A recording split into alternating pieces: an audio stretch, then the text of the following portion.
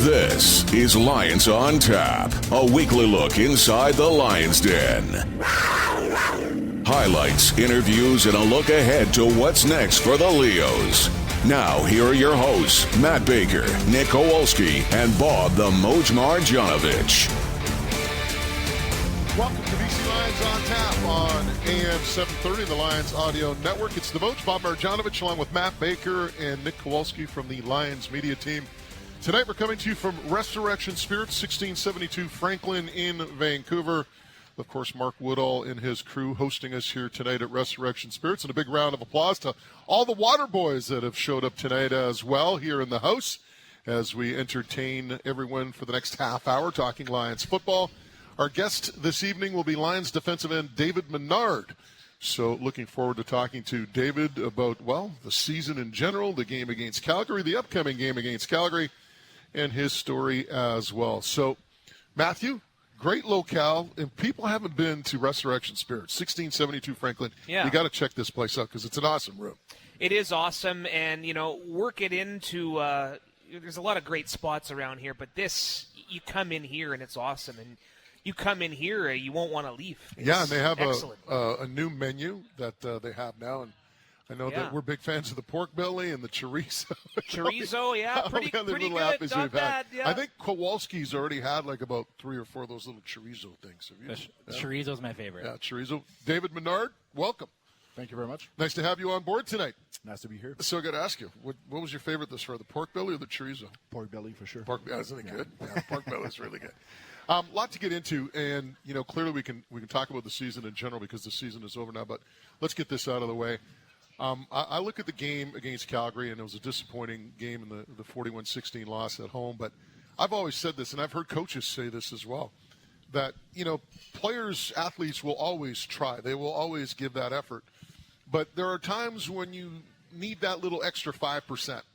And particularly when you're playing professional sports where the talent level, there's not that much of a disparity.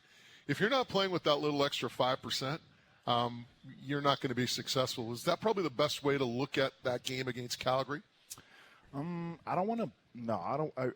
wouldn't put it on that, because it's too easy as an excuse to use, right? Like, it didn't really mean anything or whatever. But I just think that, we made too many mistakes. They took, they capitalize on the mistakes. They took advantage of it, and that's what good players are supposed to do. Like when the opponent is doing mistake, you're supposed to use it and score on it. So I think we just make too many mistakes, honestly. It was interesting hearing Vernon Adams' postgame and the fact that he's happy Calgary's coming back in a couple of weeks from now, a week's time, but.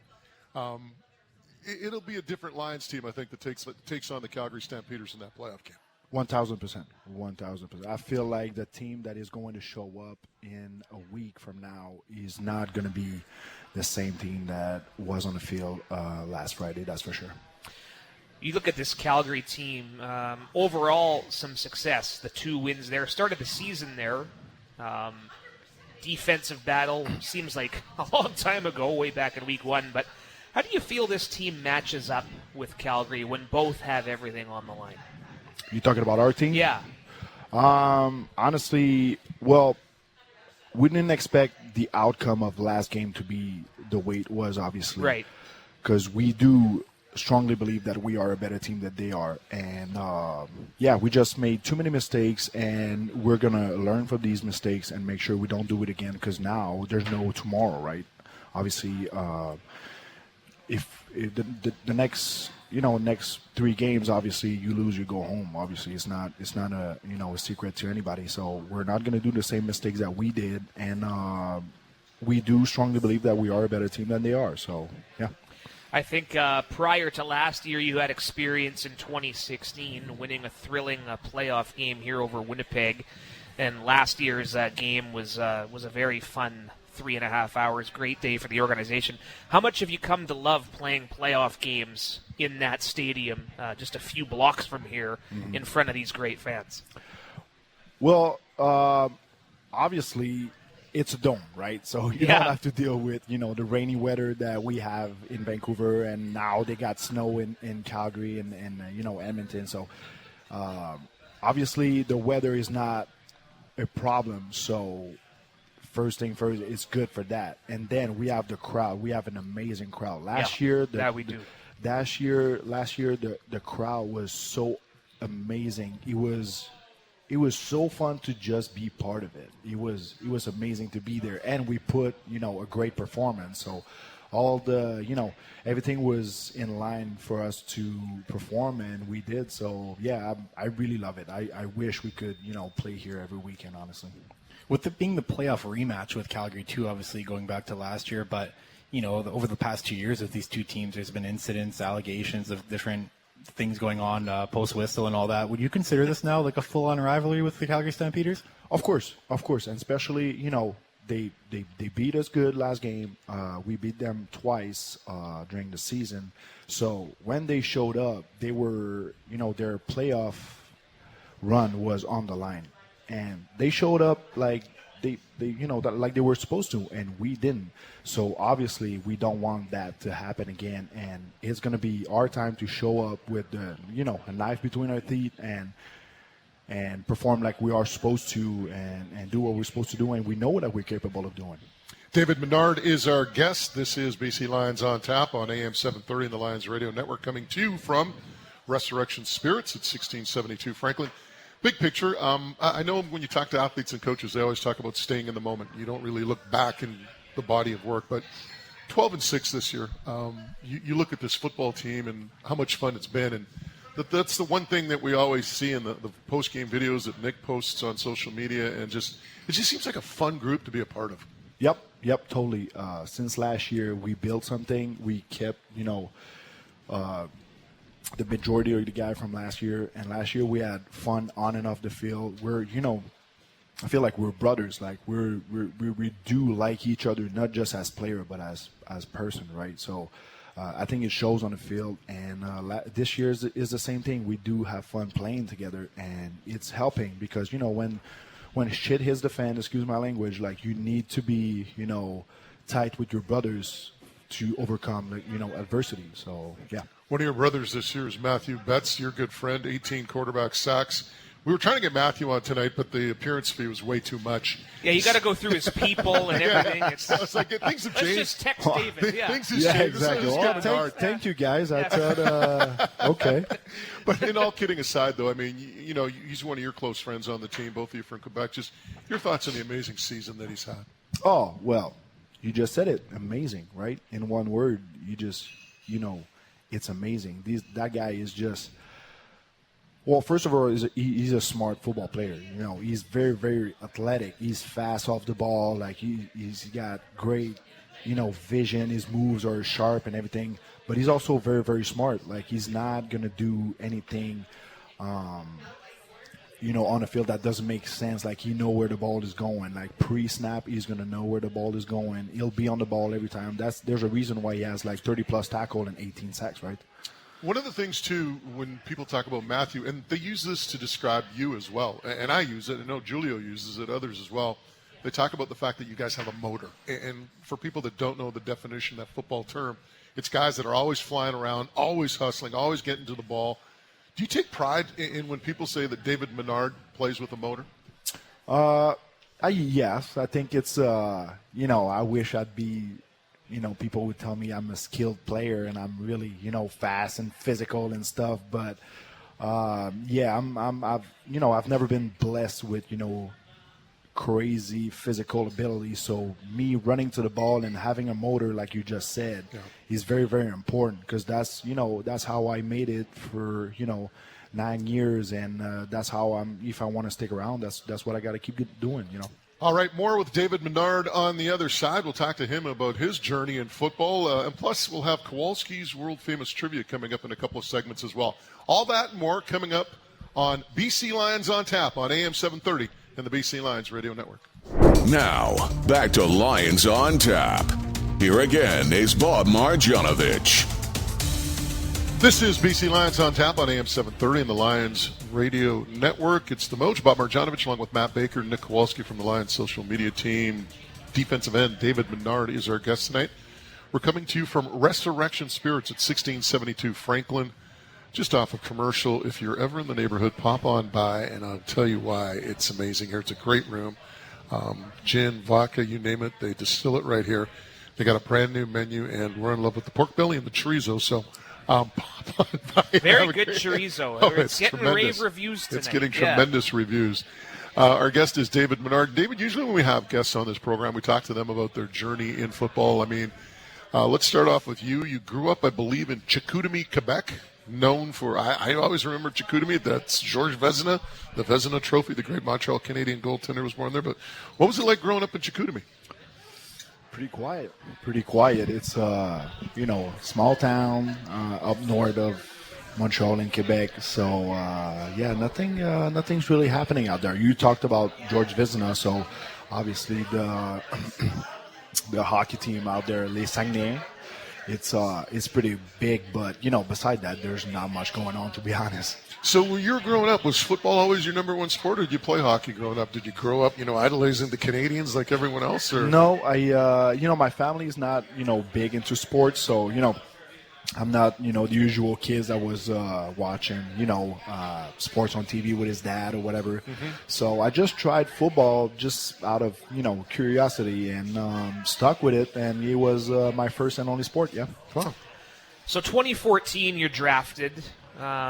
Take us back to your first camp. Was there a moment where you're like, wow, I'm here? And who maybe was there, player, coach, that maybe took you under their wing? Well, you're talking about a player, if anyone took me under his wing, and I gotta, give credit to Kareem Smith. Oh, yeah. If there's one guy that really took me under his wing, that's him. And I had him as a teammate for 2 years. It really, really helped me. My coach back then was Big Daddy Carl Harrison. Yeah. He actually did message me on LinkedIn this year just to, give me congratulations about, being there 10 years later. So, wow. Yeah, that was Kareem Smith really did take me under his wing, and the first training camp was just, I was just trying to make it, fourth round pick, supposed to be a D tackle, but I really, deep down, I want to be a DN, so I was just trying to make it to the team. Really. I got a great story of Carl Harrison, and I mentioned this to him. So he was coach of the Rams when they won the Super Bowl. Okay. Right, he was the defensive line coach. A friend of ours, DeMarco Farr, played at University of Washington, still involved with the Rams broadcasts, and DeMarco, we talked about Carl being in BC at that time at the big game, so to speak. And he says his favorite Carl Harrison story, he says Carl was so angry one day in a team meeting that he pounded the table. And you could tell that when he hit the table so hard with his fist that they thought he might have broke his hand.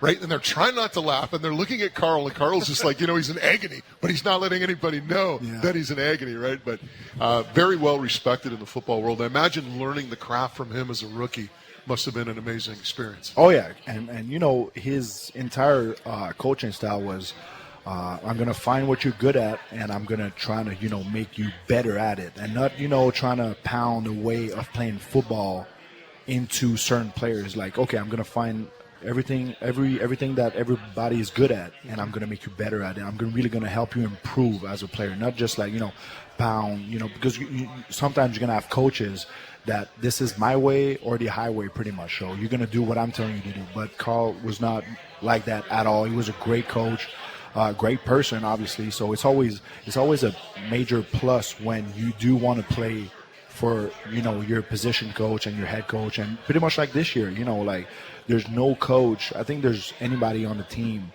that doesn't respect and doesn't want to play for our coach right now. Before we let Nick in here, before we break before trivia, you end up going to Montreal for 2020. We know what happened that year, but 2021, you're actually a finalist for Most Outstanding Canadian. Bo Lacombo won it. Nick and I were at that awards show in Hamilton, but everyone kind of said it's a natural. You're going to Montreal, your home province. What made you want to come back here? Well, be honest, David. Money. Yeah, if you want me to be totally honest, Montreal did not offer me anything. So first and foremost, because for me, I thought I'm going to play a couple years in Montreal, finish it at home, and hang up the cleats, right? So I just felt like, my path was, BC, great career at BC, loved everything about it. And go to Montreal, finish my career out there, and just finish it there.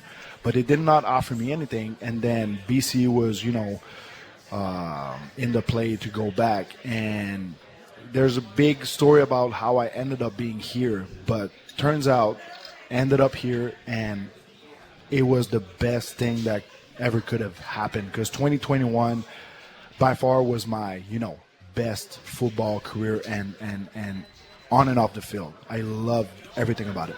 And when we talk about best things that have happened this year, I think it's maybe a secret about the Surrey facility, but Beach Day, Wednesdays. So my Surrey sources have told me that that's something you started. You brought a fog machine out. Can you just describe what that's all about? It's like a rave down there. So Beach Day, well, usually because when we work out like 2 or 3 times a week.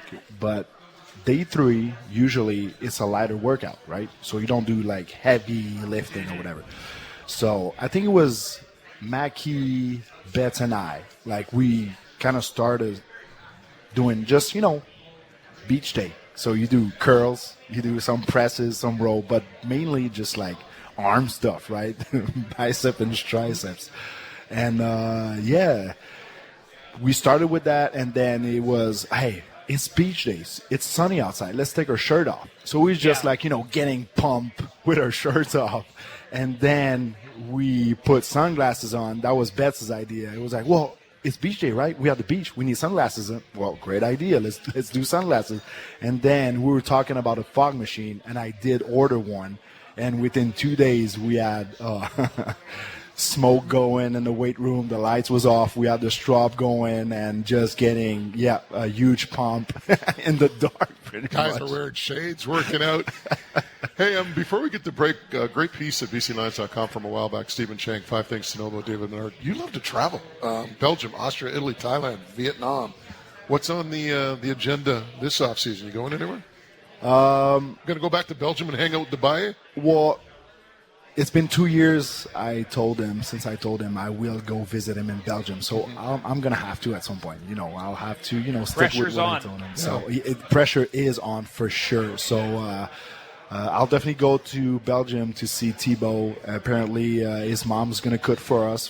So I'm looking forward to that. And I don't know. I'm thinking about maybe going to Turkey. And but I do love Southeast Asia, so like a part of me wants to go back out there. I love Thai food. Awesome. I've never been to Thailand, although it's on the list. It's beautiful. The golf and the food. I mean, that's all I hear about Thailand. So I'm gonna have to check it out. We'll take a quick break. On the other side, we will have more with David Menard, plus Nick Kowalski's world famous trivia. All that and more coming up on BC Lions on Tap on AM 730 and the Lions Radio Network. Now, back to Lions on Tap. Here again is Bob Marjanovic. Welcome back to Lions on Tap on AM 730 and the Lions Radio Network. It's the Moj, Bob Marjanovic, along with Matt Baker and Nick Kowalski from the Lions social media team, and Lions defensive end David Menard. We are coming to you tonight from Resurrection Spirits, 1672 Franklin in the East Village, in a great, great locale. If you haven't checked it out, great spirits and the food. They've got a new menu. We're going to hang out here till probably like midnight eating pork belly and chorizo. Bakes, before we move along and get to Kowalski's trivia, very quickly, playoffs are coming up. Tickets, what's going on with the Lions? Yeah, it's playoffs. Enough said, Moj. Playoff football in Vancouver. You've got great memories. I've got great memories. Young Kowalski's getting some memories. Adult tickets start at $30. Youth, 19 and under, or 17 and under, it is, get in for $15. Tailgate party, backyard party, that's back. Rumors of a pancake breakfast outside, some mimosas. So tell your friends. I like that. You can't do that because you're on the air. Hey, but, some of my best broadcasts have been under the influence sometimes. So. Yeah, that's another show for another day. Can we take to-go box for after the game? Yeah, I'll make a phone call for you, David. So BCLions.com/2023 playoffs. let's pack the place. Yeah, and again, if you want more info, check everything out at bclions.com. All right, Kowalski, your world-famous trivia. People from Coquitlam to Chicoutimi are waiting for this tonight. Probably. So, yeah, fire away. So you guys remember a while back when I tested you guys with naming the 94 West semifinal starters? Oh, yeah, here we go. I know where this is going. So 2000, the BC All right. Lions, that's one of 5 years that they eliminated the Calgary Stampeders. They played in the West Final, BC at Calgary. Yep. Let's name the 22 starters for Damon me. Allen. Correct. I wanted to say it. That's the only one I Well, know. say whatever one you want to say. Sean Millington. Steve Harden. Millington is correct. Steve Harden played on the offensive line. Steve Harden was the left guard, correct? Chris Perez. He was the left tackle, correct? Yes. David Benefield. Yep, that's at the end. Eric Carter. Yes, DB. What about Murphy? Lineman, Rob Murphy. Not yet. No. Okay. Mike Fletcher. Yeah, that's a linebacker. Drummond. Robert Drummond. Drummond is the other running back. Yeah, that counts. So we're at 8. Baron Simpson. Incorrect. Ooh, I was off by Virgil Robertson. Incorrect. Corey Banks. Incorrect. 2000. Corey Mantika. This is like it's a blur. Corey Mantika is the right tackle. Corey We're at 9. Mantika. There we go. Barrow What about Miles? Bates? Was Barrow Miles playing that year? Baron Miles, Bates. Incorrect. No. Jamie Terrace. Yeah, you guys are Of missing course. again. We almost forgot Terrace last time. We're not going to forget him this time. So we're at 10. We got no receivers here. Can you guys name some receivers? G-Roy. Incorrect. Jimmy the Jet Cunningham. Alfred Jackson. Incorrect. Jackson's correct. Jimmy Cunningham was a punt returner. He's not a start. I guess he's not. What a about starter. Tim Brown? Was he gone by then? No, Tim No. Brown way before. Yeah. We have, See, I'll everything's a blur for I'll me. give you some initials. Don Blair. Yeah, that's correct. Don Blair, the Dino. Then we got for initials we got JO and SG. Jimmy Oliver. Correct.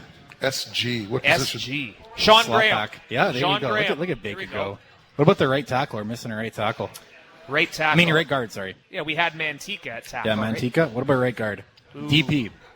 Sorry? DP. BB? D, as in. That's in I David can't say. Benefield almost, but DB. Yeah, DP. Oh, P. P. Oh, P. Oh, Dan, Danny- Dan Payne. Dan Dan Payne. Payne. The House of Pain. House of Pain. Chris House Walby of- said that when he introduced House him. Payne, yeah.